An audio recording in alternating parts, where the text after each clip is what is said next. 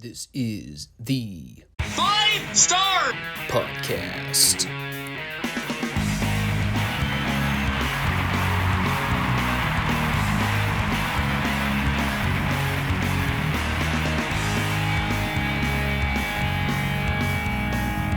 Let me talk to you.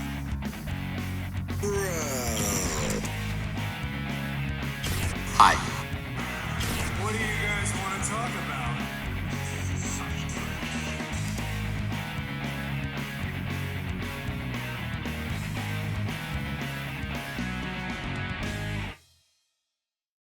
Thanks, guys. Back to you. What's going on, everyone?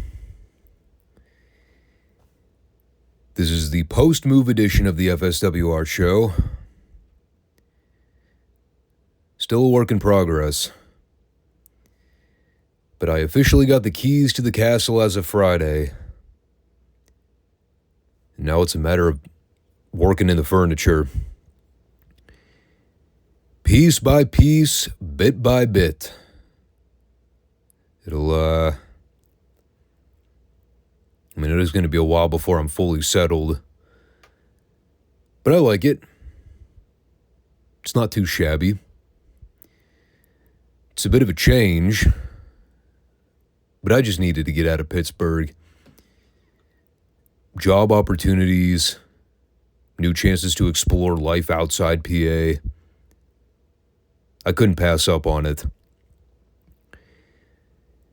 The last time I lived in Ohio was when I went to college in Youngstown.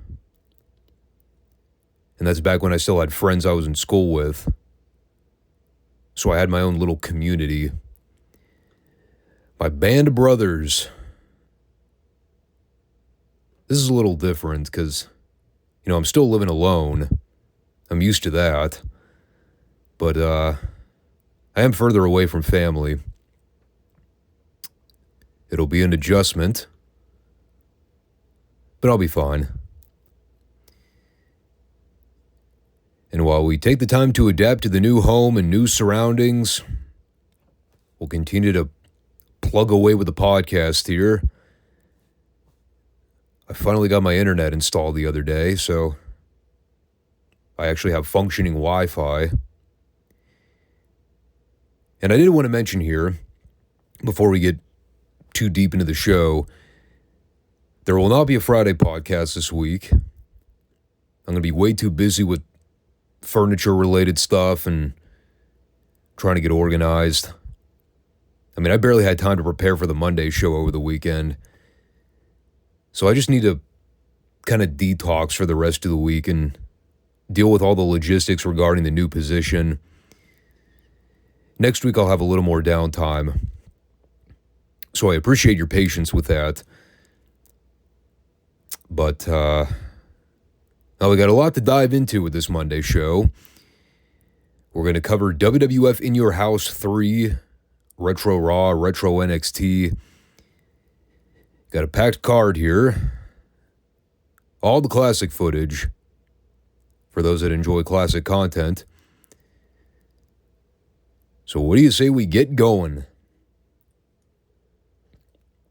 We're going to begin here by talking about In Your House. This took place at the Dow Event Center in Saginaw, Michigan. Had to point that out. I could have just said Saginaw, but I imagine anybody that lives outside the state of Michigan would not know where that is. And you could probably coin this show the Forgotten In Your House, or the lost episode, because there was virtually nothing to talk about for this entire 2-hour pay-per-view. And I know what you're thinking. He's exaggerating. I wish I were. I did note here that JR was doing color alongside Vince and Lawler. And that was surprising to me because I don't recall JR doing any on-screen commentary for WWF events until like 96,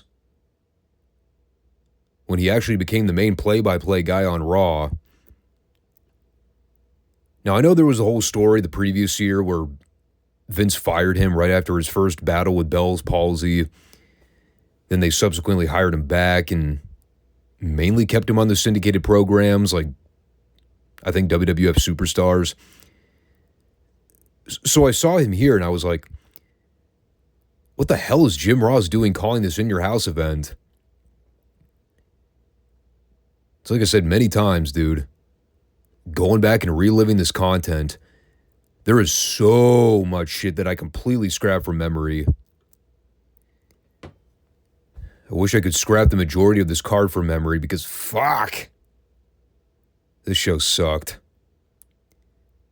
Dude, when they opened the card with Savio Vega and Waylon Mercy, I nearly shit myself on purpose. Like, you got a packed crowd in this stadium. They're watching a WWF pay-per-view. You think, you know what would be a great opener? Savio Vega versus Waylon Mercy. That'll get the people's blood pumping. I think it wound up stopping people's blood flow, especially after having seen it. Holy shit, this match was terrible. I don't know what the hell Dan Spivey was doing here.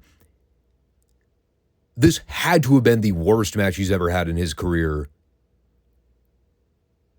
I know that's a low bar because we're talking about Dan Spivey, but Jesus Christ. I don't remember seeing anything in WCW this bad. You know, Jim Cornette always talks about that boo-boo job face syndrome a lot of guys have where they know they're supposed to do the job, but you know they don't want to. Until you actually see it in real time, you don't really understand what he's fully talking about. This is a Class A example of that. They told Spivey that he was losing to Savio in the opener here. This guy was pissed. He's no-selling all of Savio's shit. Not even registering anything when Savio would go to throw a punch or a kick. You know, he's hitting the ropes and running across the ring like he's wrapped in 10 tons of lead. I've seen the $1 Million Man run faster than this asshole. It's awful all around. You know, at one point, Spivey fucked up a stun gun where he just fell backwards and completely missed dropping Savio over the ropes. So the announcers had to start arguing over whether or not he meant to do it. It was funny, too, because they immediately followed that with an inset where Michael Hayes is informing us that Owen Hart hasn't made it to the building yet. But he leads off the conversation by going, I hate to interrupt such a great match. I wrote in big bold letters, fuck off.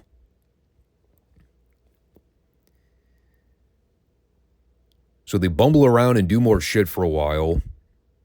It eventually just turns into a video game spam session where they'd hit a move, go for a pin, then they'd kick out. And they just repeated that cycle for like 2 minutes straight. Move, pin, kick out. Move, pin, kick out. They got totally lost. Finally, Savio gave Mercy a spin heel kick off the ropes and pinned him. My final note reads, -6.5 stars. And that's without seeing it take place in the Tokyo Dome. If Meltzer can artificially raise the standards of the star system by going above 5, I can do the inverse by going in the opposite direction. -6.5. The half is because it was a Waylon Mercy match. And the next match wasn't much better. But compared to that opener, the standards are that low. But when I tell you that Psycho Sid versus the Hog Farmer was 1,000,000 times better than Waylon Mercy's four-finger stinker, I'm not exaggerating. Spivey's longtime partner, Sid Vicious. And he looked like Bret Hart out there compared to whatever in the hell Spivey was doing. I mean, at worst, I would merely classify the match as boring. I don't know what the expectations were. It was Sid and the Pig Farmer. I mean, God bless Sid. I was a big fan of his growing up, but well, let's call a spade a spade. He wasn't exactly known for his technical expertise. I mean, this was just classic WWF booking in the 90s. Vince saw two big guys and said, "That'll be such good shit, pal." Well, it was definitely shit. It was just less shitty than what we saw in the previous 5 minutes. So they do some big lumbering, big guy stuff for a while. DiBiase wound up thwarting Godwin's pin attempt after he hit Sid with the Scorpion Death Drop. And then after he tripped the Hog Farmer in the ropes, Sid dropped a leg over him, gave him a powerbomb for the 3. And DiBiase was overjoyed to see this victory. So that ought to tell you something about the state of the $1 Million Corporation in 1995. Sid beat a prelim guy second on the card. DiBiase reached his arms out like the guy just won the world title at WrestleMania. What are you going to do? Oh, yeah, and they also did a post-match angle where the heels tried to beat up Bam Bam Bigelow on the floor. And when Ted went to dump the bucket of slop on him, Godwin turned it over on his head. And the only person in the room that genuinely got a tickle out of it was Vince. I will admit, it was kind of funny seeing the giant weed stem hanging off the back of his jacket. Or whatever that thing was supposed to be.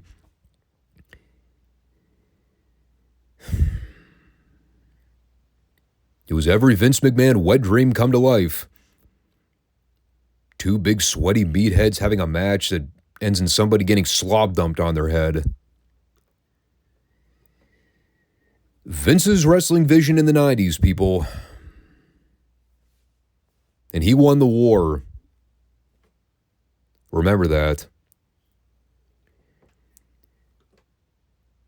So then we had a little story development here as we pitched to the back with JC, Gorilla Monsoon, and, well, I was going to add Michael Hayes, but he was sort of just standing there holding the mic. So I brought up the Owen Hart situation from earlier. He still has not made it to the building as of this point. So Gorilla is offering Cornette an alternative. If he can find, or I should say, if Cornette can find a partner to team with Yokozuna, he will be afforded the opportunity to represent one half of the World Tag Team Champions, and he can also earn the chance to become IC or WWF champ if he happens to pin Shawn or Diesel. They're pretty high stakes. Cornette's not going to pass up on an opportunity like that. So he tells Gorilla that he'll find a partner and make sure he's out there for the tag bout later on. And then we got the awkward camera delay where Hayes goes, "It looks like the match is on." But then they have to hold the camera on him for another 15 seconds while he stands in the freeze frame position and just looks like a dope. But at least we established the show-running theme, if you can even call it that. Owen Hart is missing in action. Is he okay? Did he get hit by a bus? Did he get abducted by aliens? Who cares? The match is still on, brother. Corny, go get yourself a replacement partner for Yokozuna. Gotta love when the promotion completely ignores the well-being of its employees. Ain't pro wrestling great, everyone? So following that, we had the British Bulldog going up against Bam Bam. By the way, totally random here, but when when I saw who was wrestling here, it made me go back and look. Did you know that out of these 6 guys that we've seen wrestle on the card thus far, only half of them are still alive today? Savio, Spivey, Godwin. Sid is gone. Davey Boy's gone. Bam Bam's gone. Scary to think about. And I know this is 1995. You know, it's not like we're talking a 5 to 10 year gap. Still, though, like even when you go back and look at the rest of the card, the people that wrestled on the show, Razor's gone. Yoko's gone. When I look at some of the dark matches they aired after the show, Mabel's gone. Candido's gone. Somehow Ahmed Johnson's still kicking all these years later. I don't know how. I mean, overall, there wasn't a whole lot to the match. It was fine. Just kind of there. Best match we'd seen up to that point. I mean, they did a couple of cool spots. The one deal where Bam Bam picked up Bulldog from the apron and then basically dropped him crotch first over the top rope. That looked impressive.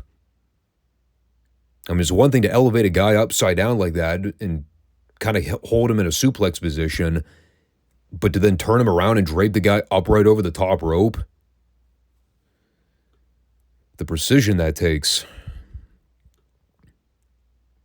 I mean, the central story was Bulldog working over Bam Bam's leg after he chop blocked him early on. Of course, by the end, the leg was a complete non-factor because Bulldog's shooting Bam Bam off the rope several times in the closing minutes. He's fine.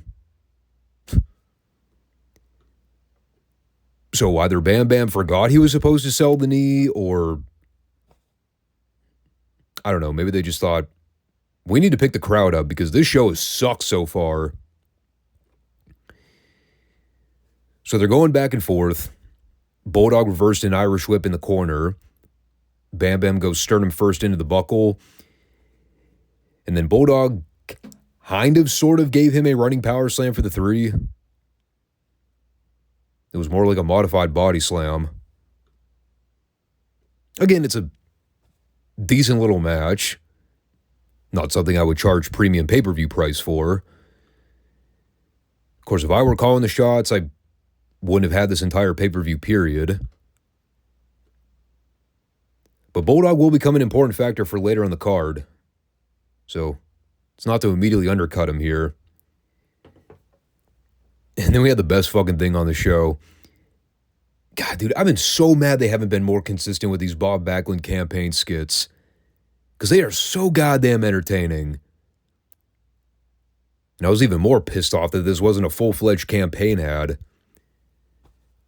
This was just Backlund reading everyone the riot act for being stupid and feeble. He, I don't know what he said. He used a bunch of enhanced language to let everybody know that they're uneducated. Unlike Dean Douglas, who actually knows how to properly read and write. Although he apparently didn't know how to properly pick wrestling gear that didn't expose his Johnson. Literally. That was all Backlund came out to do. He came out to call the fans stupid and then introduce Dean Douglas for the next match. Why? I don't know. Because to remind everybody that he's still running for president next year.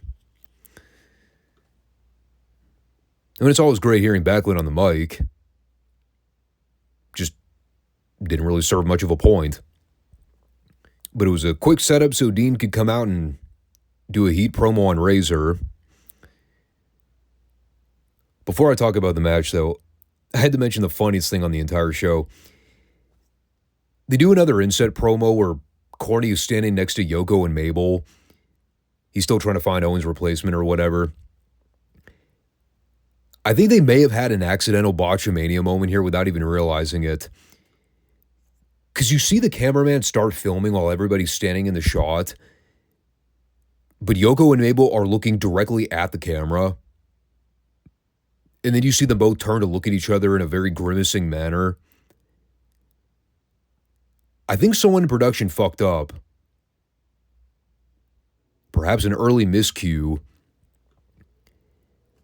Like, there's a split moment where they're not in character, and then they immediately go back into character again once they get the cue to start. I just couldn't get over how funny it was that both Yokozuna and Mabel are looking at the camera guy, and then they both turn to look at each other at the same time and have to act all mean. So if you follow the last Raw report we did, this is like one of the only two things on the entire show that they actually built up. I mean, they at least started hot with a jump start. Razor going directly after Douglas in the aisleway. You know, the biggest problem here was that because Backlund was outside the ring the whole time lurking, I mean, you immediately knew he would play into the finish somehow. So at that point, you were kind of just waiting to see the end. I mean, the work here was relatively good. A couple clunky spots where you could tell Razor and Dean weren't entirely on the same page with timing, but it wasn't horrible or anything. Douglas worked over Razor's back for the heat, and right as Razor began making his comeback, Douglas shoved him into the referee. So while he's down selling, Backlund's over at the far end doing something. It was confusing because it looked like he was trying to revive the referee at first. But in context, that would have made no sense because Razor had Douglas set up for the Razor's Edge. So, but why would Backlund want to wake the ref up? Seems counterintuitive. So what ends up happening is something even more bafflingly stupid. The 1-2-3 kid hits the ring while Razor has Douglas pinned. He counts a visual 3 behind Razor's back. And I guess the idea is that we're supposed to think it's the official counting. But when Razor turns around and sees the kid, he's like, what the fuck are you doing? So he shoves the kid out of the ring like a pest. Waltman takes an amazing bump for it. Holy shit, it looked like he got shot out of a cannon. It was great selling. And then Douglas just stacks up Razor by using his tights and gets the pin.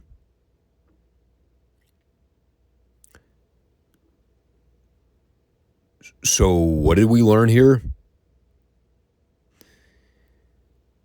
Well, we learned the 1-2-3 kid's a fucking dolt. We also learned that Razor apparently has the power of God in his right hand because he shoved the kid away like he was a toddler. It did lead to this amazing post-match where he and Razor are getting into a shoving match and the kid's doing all these wacky ninja kicks and quick jabs. Razor's mostly standing there no-selling it.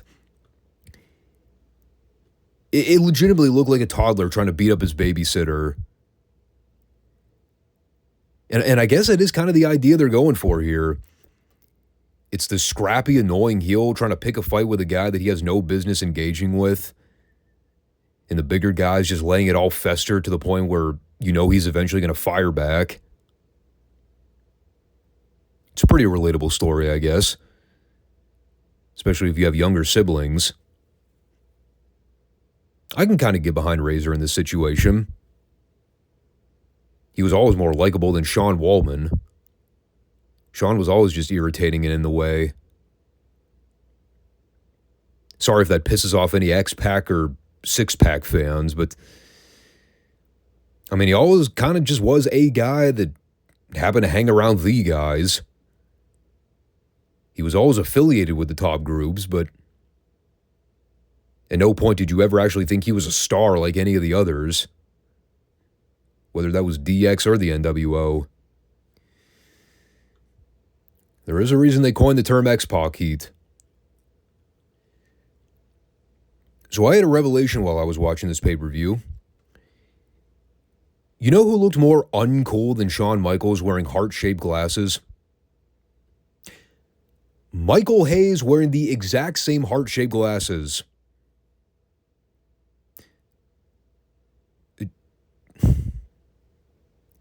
Just no. Also, speaking of uncool, everything about the Shawn Michaels Diesel tag team. Two dudes with attitudes. How about two schmucks that obviously gave no fucks? And who also were fucks. They did a terribly delivered promo here. Sounded about as authentic as a knockoff cereal brand. I was mainly surprised Nash got away with saying the word strap on pay-per-view. Well, I guess it is different on pay-per-view than television. But he said that he and Shawn would be soon recognized as the two chaps with four straps. I guess he was leaving out the obvious jockstrap that they had both dangling from underneath their genitals. I'm salty today, if you already couldn't tell. And that took us to Bret Hart and Jean-Pierre Lafitte. A feud that apparently centers around a stolen ring jacket.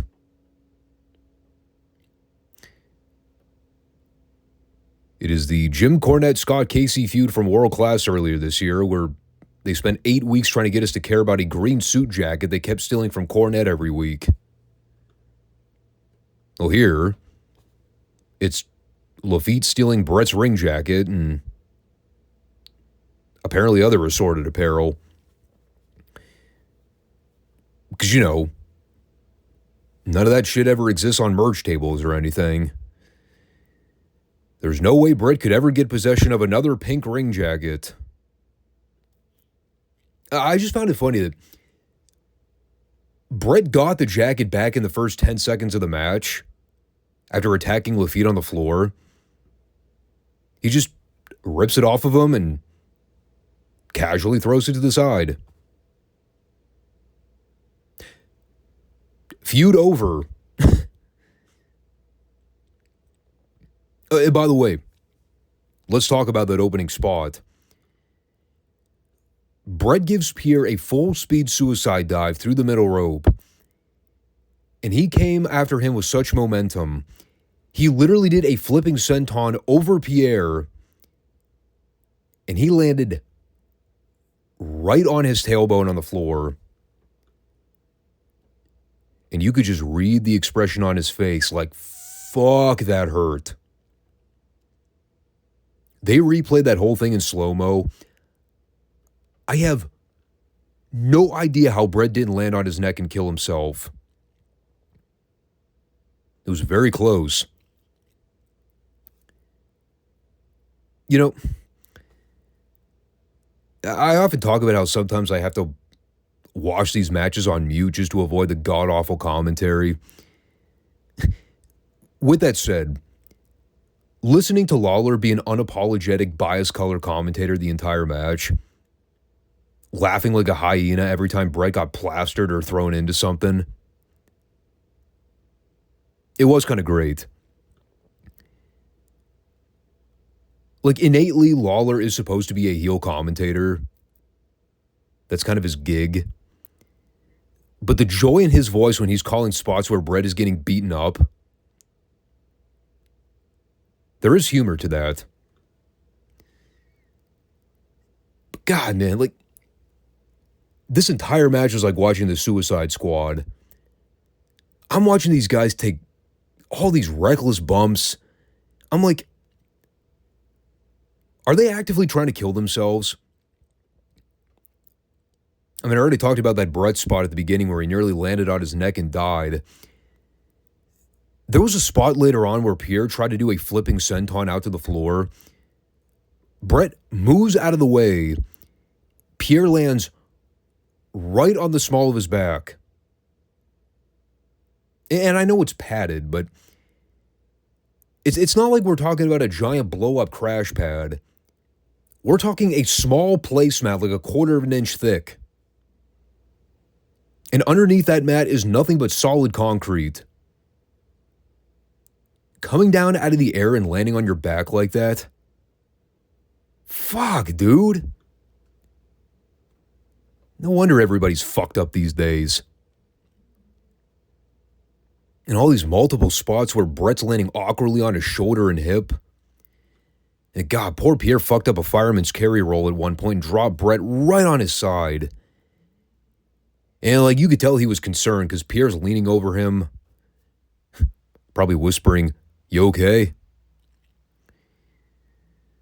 So they're just banging up each other left and right here.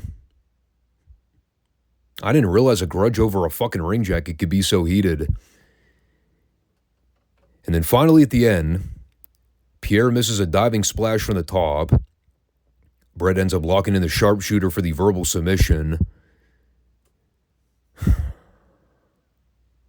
I mean, don't get me wrong. They worked their asses off. I'm not disparaging the match. But Jesus, it was brutal to watch at times.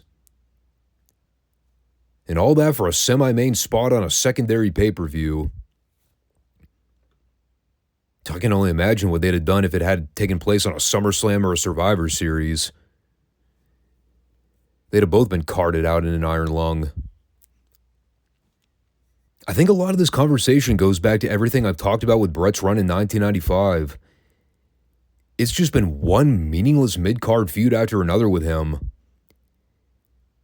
You know, he's finally dug himself out of that interminable Lawler feud that's been going on since 93. But he's been such an afterthought through the entirety of this year. It's like, no offense to Jean-Pierre Lafitte, but I'm looking at Brett working with him here, and it's like,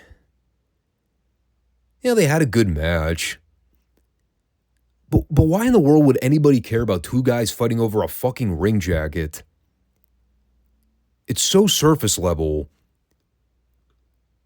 And especially when you compare that to all the stuff Brett was doing in the previous year with Owen. Those two classic matches in Mania and SummerSlam. You know, you come out of all that the following year and you got him feuding with Isaac Yankem. Fucking Akushi. I mean, at least he'll be doing business with Diesel in the coming months, and they kind of reinsert him into the title picture. But yeah, mid-card Bret Hart, it's been a really weird thing to wrap my head around throughout 95. You know, I get them wanting to change up the title picture a little bit, but it hasn't really served them well on pay-per-view because they need star power. In any case, we'll go ahead and talk about the main event, and then we'll move on with the following night's Raw. So, Davey Boy wound up being the replacement for Owen, which makes sense. The familial ties. They've already established that Bulldog's an honorary Camp Cornette member. So he and Yoko were fine as a heel team here. And again, just in case you missed the go-home show and weren't really clear on the rules, it is for the WWF tag titles. So Yoko and Bulldog are defending here. And their opponents are Shawn and Diesel, the current reigning IC and World Wrestling Federation champions. So if either Shawn or Diesel get pinned here, whichever heel scores the pinfall, they would become the new singles champ. Plus, they would retain the WWF tag straps. But if Shawn and Diesel win, well, they become the new tag champions. And if that doesn't make sense, I don't know what to tell you. It is overly convoluted. The only thing you need to know is that we're talking about two Clique members. So you knew they were going to politic their way into walking out with all the gold somehow. And that is exactly what happened. Surprise, surprise. So much for those brownie points at Davey Boy pulling double duty. I was mainly shocked that Sean would have co-signed working with Yokozuna. We all know how Sean feels about working with big guys. We'll see that in a year when he wrestles Vader. I'm convinced that Cornette had a hand in laying out this match, because there were so many classic tag spots here that you just don't really see too frequently in WWF-style matches. Like, even during the moments where the heels are in control, nothing ever seemed like it was happening at a glacial pace. Like, you still had Yoko and Bulldog doing tags or finding ways to cheat behind the ref's back. You know, Diesel would try to get involved. But they were doing a lot of crafty things. You know, they would work spots on the floor when the ref's view was obstructed. I'm telling you, if Corny didn't have any input in this thing, I mean, we'd have probably just seen all the baby faces in chin locks for an hour and a half. So I like that they kept things moving here. And they took their time letting Shawn and Diesel have their own flurries of offense. They both got hot tags at various points. There really weren't a lot of notable issues. You know, poor Davey Boy losing his grip on Diesel during the suplex attempt kind of sucked. He got him up the second time. But that was really the only botch or problem I noticed. But the closing minutes were outstanding. The faces are running wild on Bulldog and Yoko. They're doing all the classic heel bumps. My favorite spot, they throw Bulldog into Yoko in the corner, and then Yoko ends up falling on top of Bulldog and crushing him. JR with the best line of the night. Davey Boy's immersed. Fucking died. Yes, Bulldog was absorbed by the girth of Yokozuna's body. But again, there was a lot of ebb and flow here. It actually came off like a main event pay-per-view caliber match. Something I would actually argue belonged on a WWF pay-per-view. People are super into it by the end. And then we get the deal where Owen hits the ring, tries to cut off Diesel, and then Diesel punches him in the gut. He powerbombs Owen, and he pins him. So they're now giving you the indication that, well, this is obviously going to carry over into the next program, because, well, how in the fuck did Owen get pinned in a match he technically wasn't a part of, even though he was originally supposed to be in the match? You know, it's the old classic dusty finish. I know people often associate that with a bad taste, but at least in this case, it left us with a cliffhanger that led into the next television show. Sadly, it was not as suspenseful as you might imagine, but I was pleasantly surprised. Really solid match. Kevin Nash actually tried for once in his life. Kind of saved the show from being an ultimate clunker. And I'm still convinced that JC was responsible for producing a lot of that match. That had his fingerprints all over it. And for good reason. Because this show needed something good to happen. We just had to wait until the last 15 minutes of it. So all of that led into Raw the following night, which we'll cover here in just a minute, to put the finishing touches on In Your House 3. I mean, with the exception of the main event, this show was absolutely atrocious. The Bret Hart-Jean-Pierre match maybe notwithstanding as well. But dude, you remove those two matches, this was easily as bad as a SummerSlam pay-per-view. I mean, there's virtually nothing on this card worth a shit for the first hour. I mean, once you get to the semi-main and main, it's at least watchable. I would definitely recommend the main event if you like classic old-school tag team wrestling, especially on a WWF platform. But that's really the only redeeming quality on this one. we'll pray for better things in October when they do In Your House 4. So that brings us to the following night's Raw. And I still have to remember, they literally just aired an episode the previous Thursday. So now we're coming back 4 days later for another show. Also 24 hours removed from the pay-per-view. That is a lot of WWF content to consume in under a week. Especially during this period.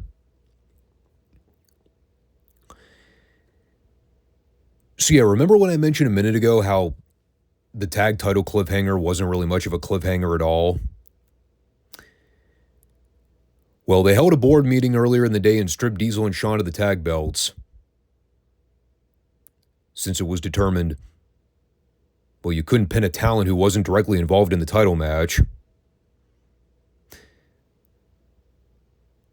So yeah. Turns out Earl Hebner was just a dipshit.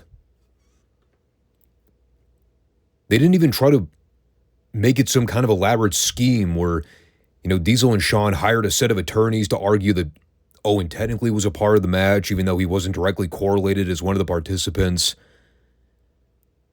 Now they just said, fuck. Too bad. Maybe next time. Although we did see the debut of Clarence Mason for that boardroom skit. And yes, he was an actual attorney for those that did not know.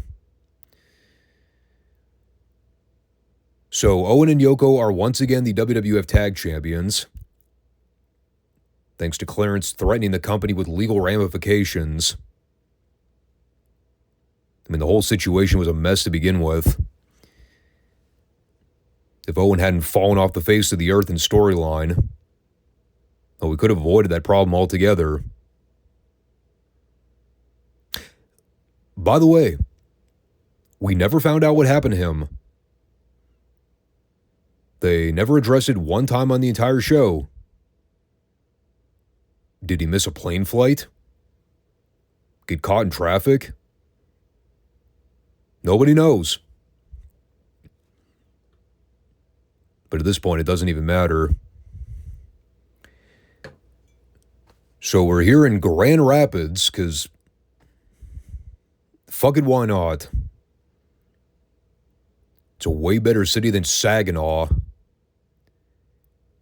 which merely sounds like a depressing place to live. Can't really get excited when you hear somebody say, I live in Saginaw, Michigan. You just kind of want to give them a hug and apologize for their loss. And this show opened with quite the barn burner. I know it's kind of a fun pastime for fans out there to look for any excuse to poke fun at Marty Jannetty. But boy howdy, he made this one way too easy. So Jannetty makes his big return to Raw after being gone for well over a year. They don't even address where he's been or what he's been up to in that whole timeline. If I'm correct, I think he wrestled in ECW for a brief stint. But other than that, it was radio silent about Jannetty's in-ring career for over a calendar year. So he comes back, totally at random. He's about 20 pounds heavier than he was before he left. The very first thing we see as he's running down the entryway for the match, the motherfucker trips right over the ring steps and nearly eats shit. Oh, God. What do you even say? Like, I don't know. It was a bad omen of things to come. So he wrestled Skip of the Body Donnas. No entrance for Sonny or Skip, by the way. And, well, I have no idea why. But for some reason, they decided to give this thing like 10 minutes. Might sound good on paper, but we're also talking about the 1995 version of Marty Jannetty here. This wasn't 1988 Marty Jannetty when he was lighter on his feet and more motivated. So they had a match. It was a match.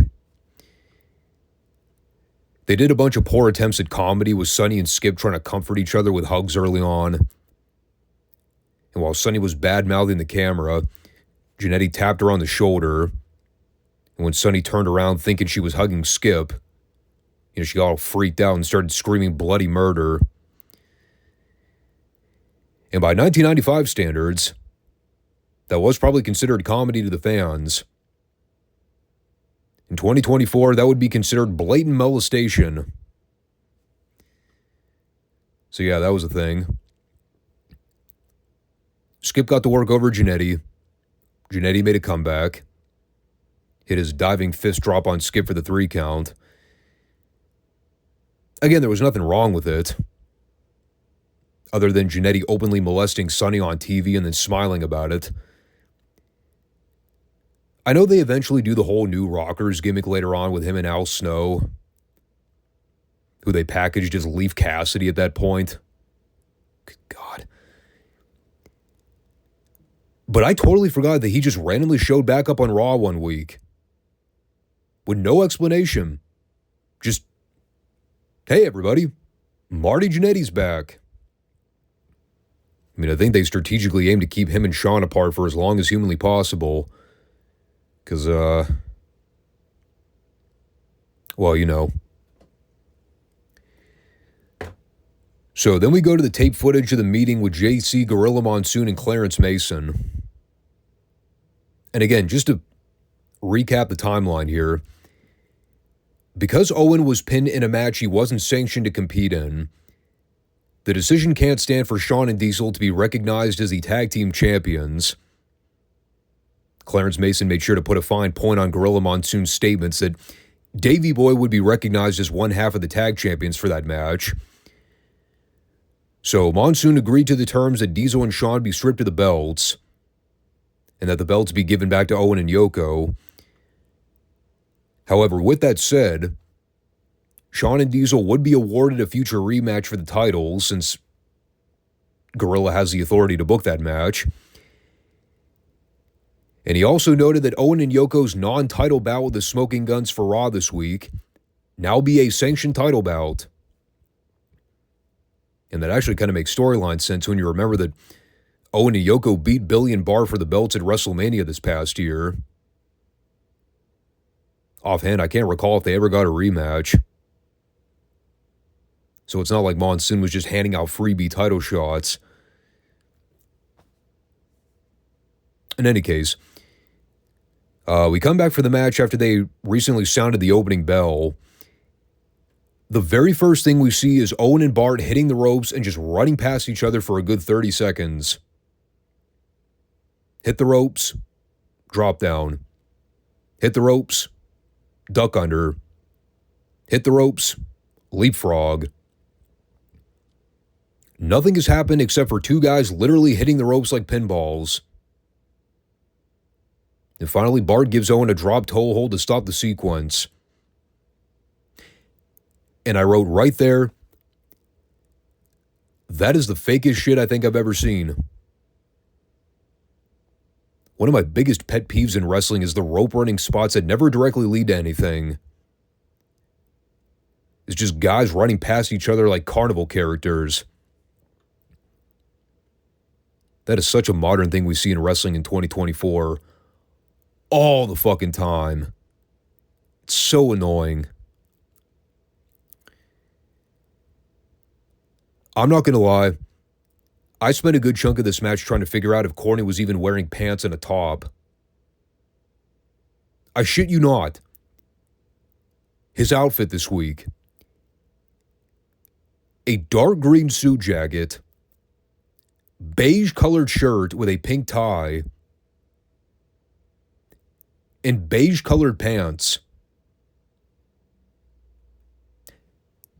It looked like he was buck-ass naked from the neck down. This was a color coordination violation of vast proportions. I was so focused on that, I forgot to write down a lot of what happened in the match. Although I did know Lawler mentioning all the famous law firm attorneys while Yoko was holding Billy Gunn down in a nerve hold for 6 hours. He mentioned lip shits, which I don't believe I've heard since the Rugrats series.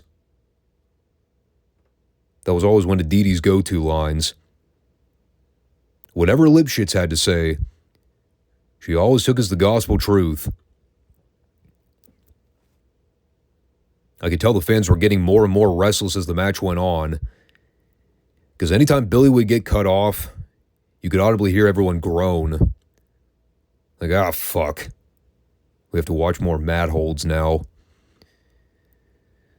So the heat portion was a slog to get through, but the closing minutes were pretty fun. Bart and Billy end up getting an offensive flurry going. They do the double Irish whip sequence where Owen collides with Yoko. And after the Guns hit their finish on Owen, Yoko tries to break it up with a body splash, but Bart rolls out of the way, so Owen gets crushed instead. And then after Billy kicks Yoko out of the ring, Bart goes in for the cover and scores the pinfall. And the crowd legitimately popped for that swerve when Yoko crushed Owen by accident, because at that point they pretty much knew the match was over. And so the Smoking Guns are once again the reigning WWF Tag Champions. Looks like things really backfired for Cornette in the previous 24 hours. Not only do Owen and Yoko lose the WWF Tag titles on pay-per-view, but then they reclaim them back on a technicality, only to then lose them the following night to the Smoking Guns. Literally because Monsoon declared that the match would be a sanctioned title bout. It also made it equally funny as Bulldog is coming out for his match shortly afterwards. They just get done with the post-match celebration. You know, Shawn and Diesel are in there congratulating the Guns, and they all schmooze as they head to the back. And then while Hayes and Gorilla are up by the aisleway announcing matches for the next In Your House card in October, you see Corny filing out behind Bulldog, and he's visibly gritting his teeth and throwing a temper tantrum. He's like, you know, I know I'm supposed to cheerlead Bulldog right now, but fuck. My boys just lost the tag straps, and I'm pissed. It was at least a good attention to detail. And speaking of the Bulldog, coming up for this card here, he is wrestling Diesel in October for the WWF title. And then the winner of that title bout would get to wrestle Bret Hart for a later date. So they are setting up some big things headed into the tail end of 95, even early 96. It's almost like the WWF is shedding some life into this crappy product as we close out the year.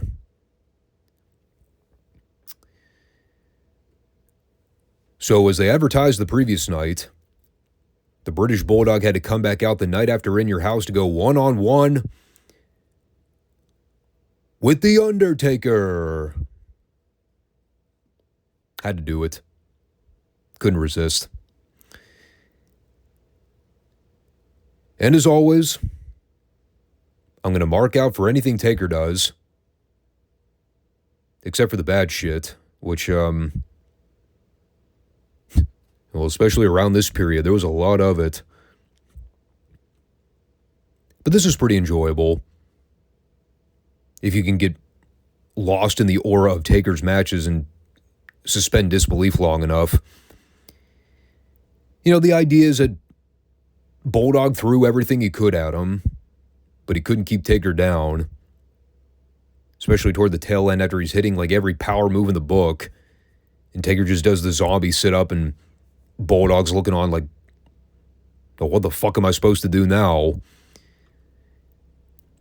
One of my favorite spots in the match, they do the classic deal where Taker gets clotheslined over the top rope, but he lands on his feet and no-sells it.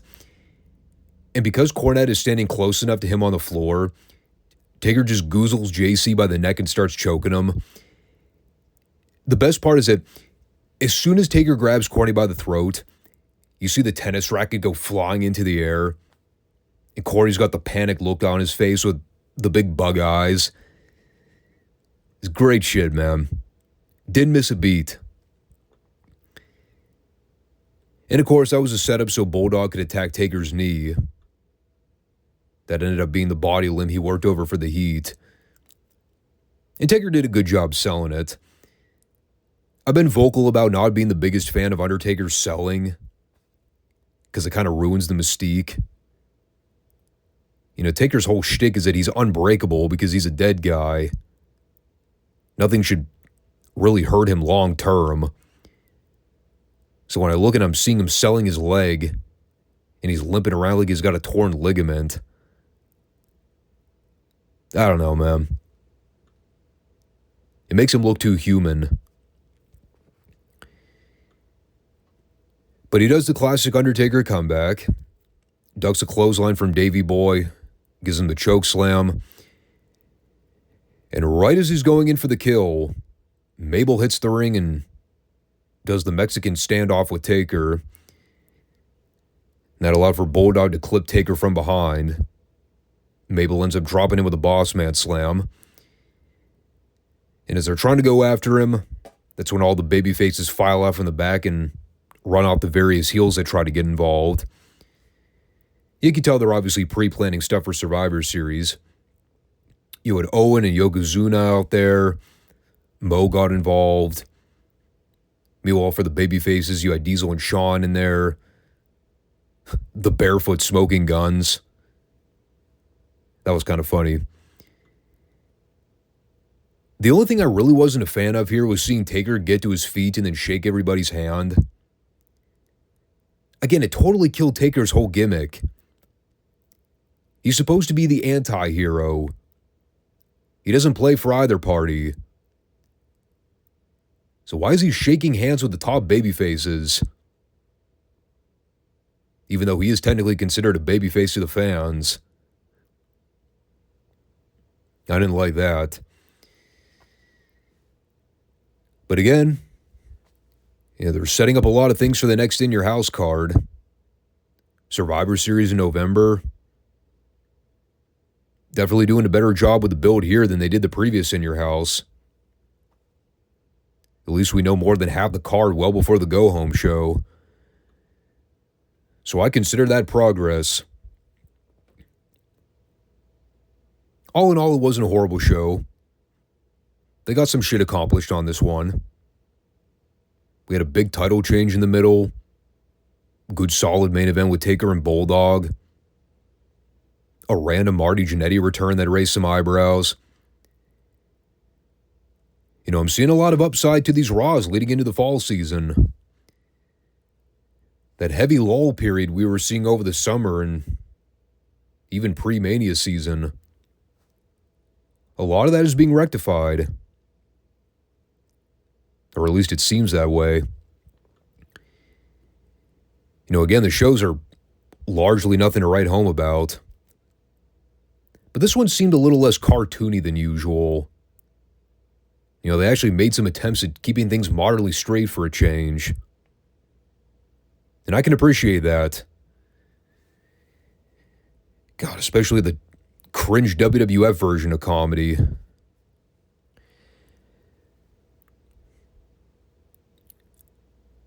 So apparently this was the NXT episode where they said, yeah, remember when we had a Takeover special and gave you a bunch of matches we built up for weeks? Well, we're just going to give away the same matches for free like 2 weeks later. That's pretty much what this program was. The NXT Takeover Replay Edition. Except it wasn't a replay edition. They just happened to book the same matches we saw less than 2 weeks ago. There is a term for that. Coined by the great JC. Lazy booking. Now, of course, you may ask, well, why make people pay to see a bunch of matches if you're just going to give them away for free days later? I do not have an answer. It is WWE logic circa 2014. Meaning that there is no logic. Now, to be fair, they didn't outright give us Neville, Zayn, Breeze, and Kidd in another 4-way for the NXT title. That would have just been dumb. They did, however, give us Mojo Rawley and Bull Dempsey again. And you probably thought they would at least, change up the finish a little bit. Possibly even give Mojo a win back. Since we all know WWE loves their 50-50 booking. Nope. Didn't even do that. In fact, it was a carbon copy display of everything we saw 2 weeks ago. Bull Dempsey beat the shit out of Mojo Rawley for 2 minutes and then won with a diving headbutt. And then immediately as he's taunting Mojo up the rampway, they hit Tyler Breeze's music, and he starts making his way down to the ring for his match.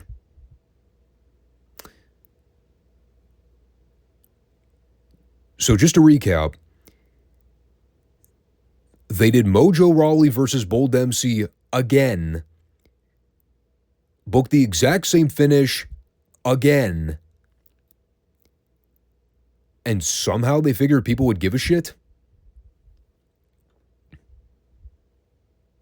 Well, I didn't. Sorry to say.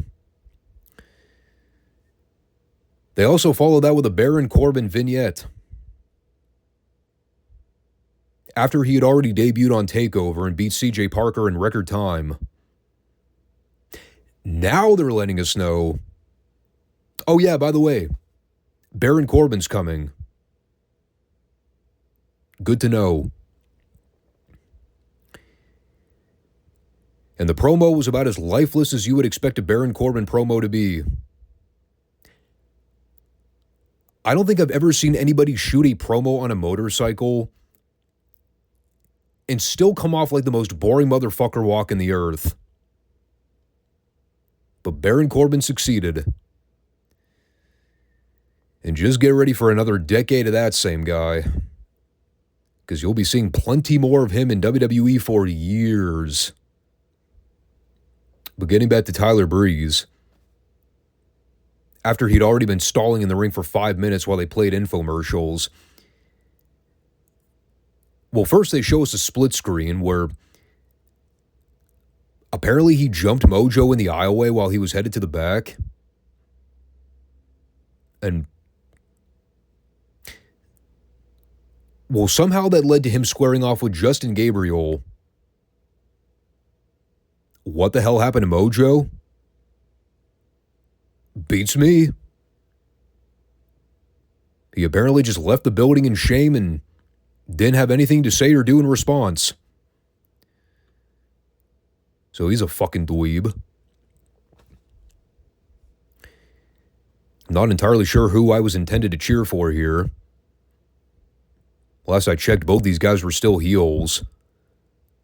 Even though the crowd kind of digs Breeze's gimmick, for whatever reason. I mean, the wrestling was okay. Crowd got a little restless when Gabriel was working over Breeze. You could audibly hear a handful of them chanting boring. I mean, at first I was trying to determine if they were trolling or if they actually meant it. So Gabriel tries to go for the 450, but Breeze moves. He ends up catching Gabriel with a super kick, followed by a beauty shot for the 3. More of that standard WWE booking around this time frame. Guy gets his ass kicked for 99% of the match and then wins out of nowhere with his finish. Somehow along the way, they came up with the idea that was good, effective booking. Like, that's an actual way to get a guy over. Beat the shit out of him for 10 minutes and then have him win in the last 5 seconds. Geniuses. So far, I have not been impressed with this program. We're a little over 10 minutes in, and everything so far has been guy has a match, one guy wins with his finish. That's it. I was trying to figure out, am I watching a television show right now, or am I watching house show footage? Because that's all the show's been so far. It's glorified house show or spot show content. I mean, at least we had a little bit of story development in the next segment. Natty confronts William Regal in his office. Apparently she just waltzed in the room and didn't even bother knocking. Either that or Regal's door was open.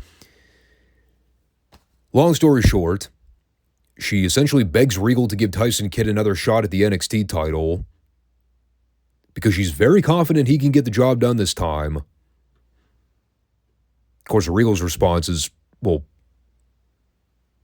why is he deserving of a title shot when he just got pinned at TakeOver?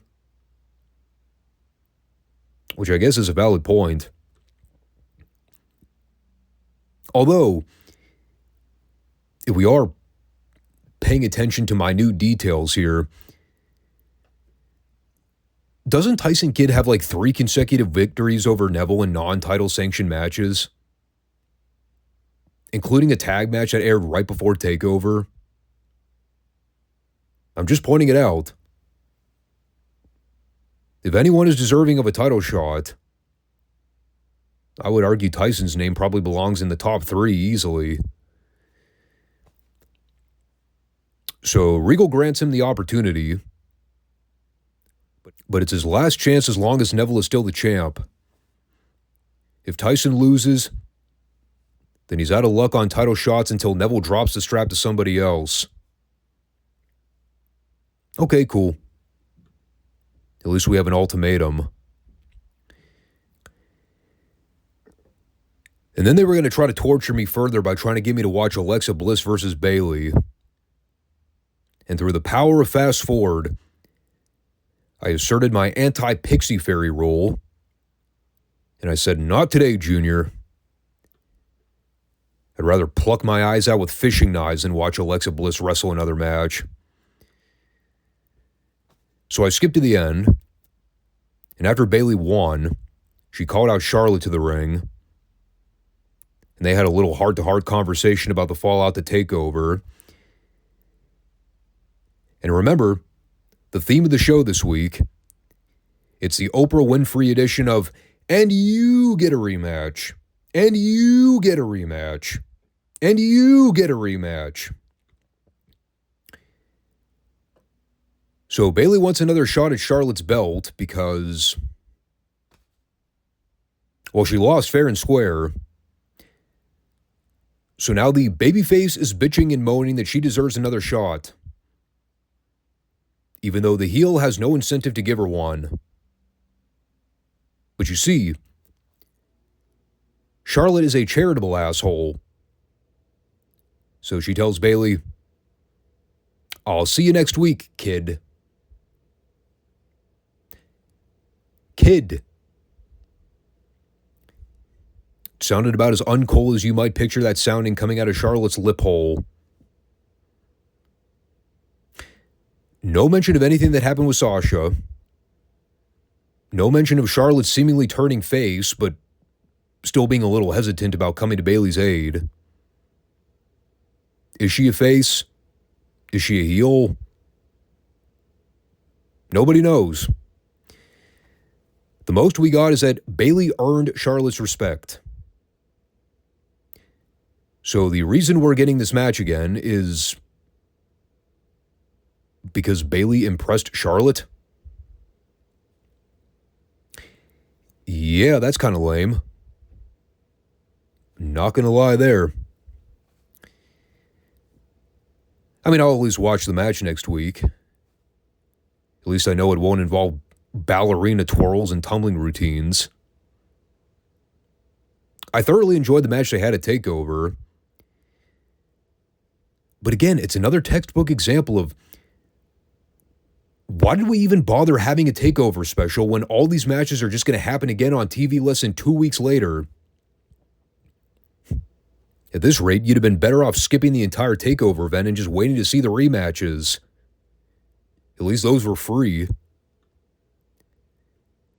Not even a stipulation added to this one. Just, sure, Bailey, I'll give you another title shot. Because I'm a nice person. Fuck. They also aired another one of those shaky camera videos with Cass filming Enzo and Carmella at the training center.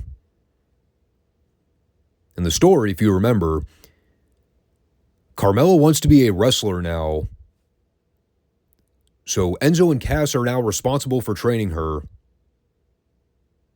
Because I guess technically she doesn't have a contract with WWE in kayfabe.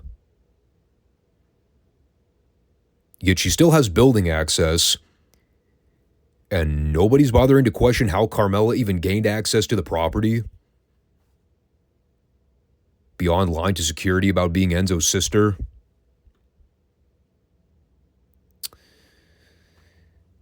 Anyway, so she wanted to fight, but Enzo told her that she needs to get in shape first. So he proceeded to get her in shape by getting on the treadmill himself. Meanwhile, Carmella is standing behind him stretching her gluteus maximus, and then Enzo and Cass are popping a woody looking at her body.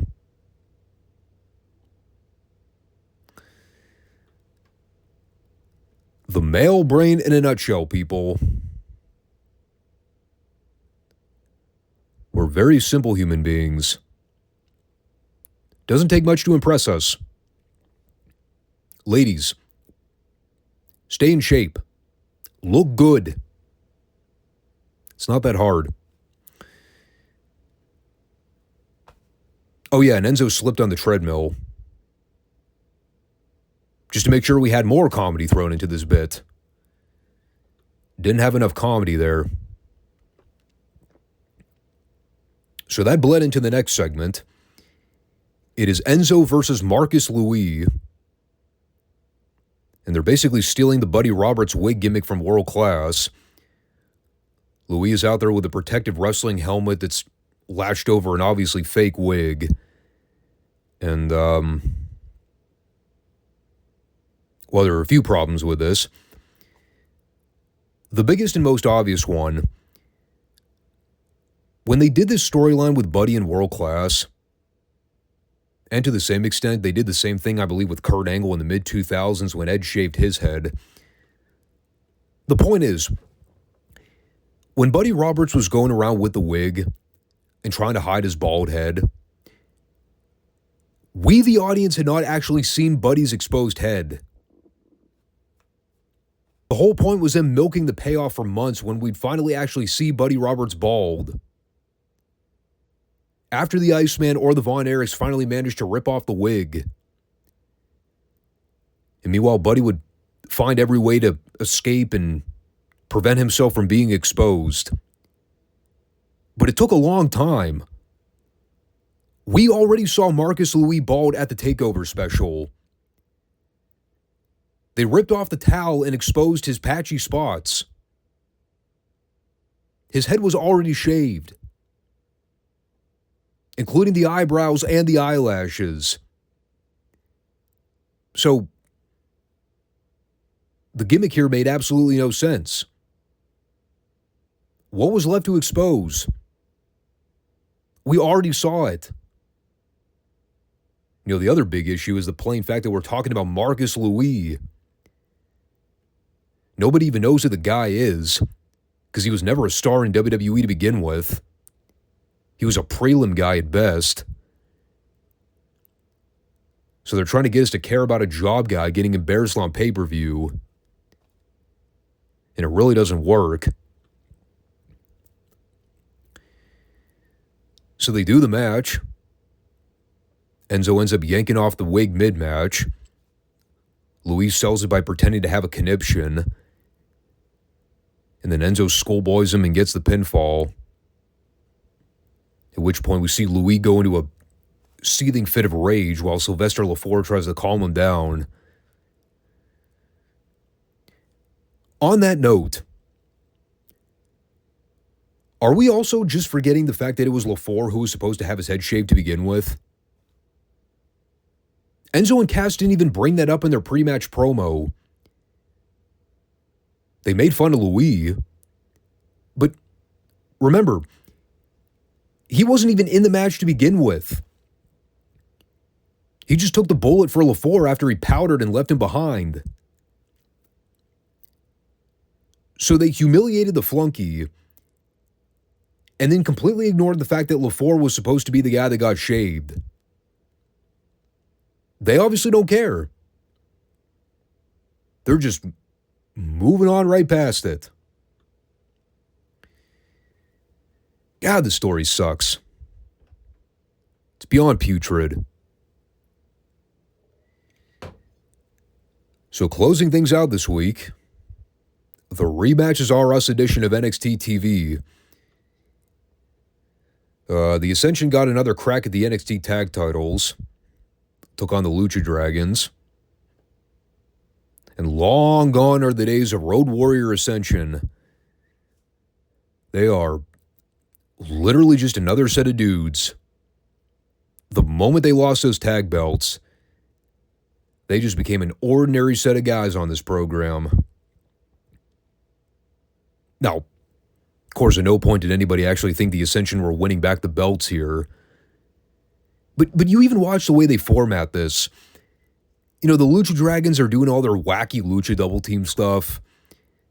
It's like I'm watching something straight out of a 90s game console. Everything looks so clean. Like, you know, the Ascension are twice the size of Kalisto and Sin Cara. So them selling early on look phonier than a football bat. They do eventually cut off Kalisto and work him over.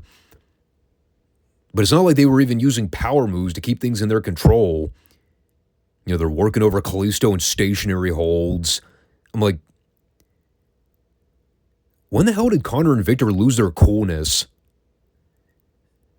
They went from monster-dominant badasses to just, again, another set of dudes on the roster. So Sin Cara ends up making the comeback. The Ascension try to cut off the champs to regain the momentum. And then they cue up Hideo Itami's theme music so he can come out and do the 1,000-yard stare to distract the idiot Ascension. And then Kalisto hits Salido del Sol on, I forget which guy it was. But the champs retain.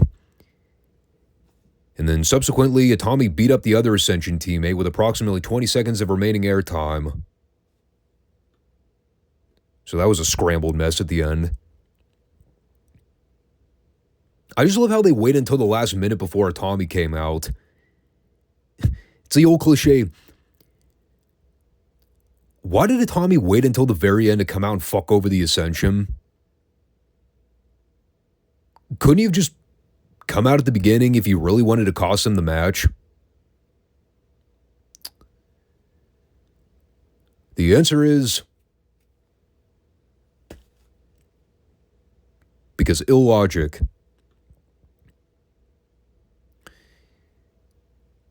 And again, just to put a stamp on the booking of Hideo Itami's run in WWE so far, his second appearance on NXT television since the Takeover debut, he gets 1 minute of screen time, which consisted of sloppy Japanese kicks to an Ascension member,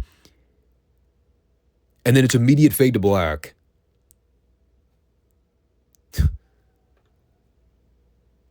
I mean, it's far from impressive.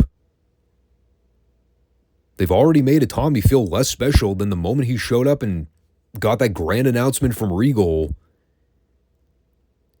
He's feuding with a tag team. And this is the first week where he actually stood tall at the end. Because last week, I seem to recall, didn't he get beat up by the Ascension after he just won his first match? I mean, at least they gave him the upper hand this go-around. But again, you just go back and listen to my conversation about the Takeover special. When you made that official debut, I never bought the hype of Kenta in WWE.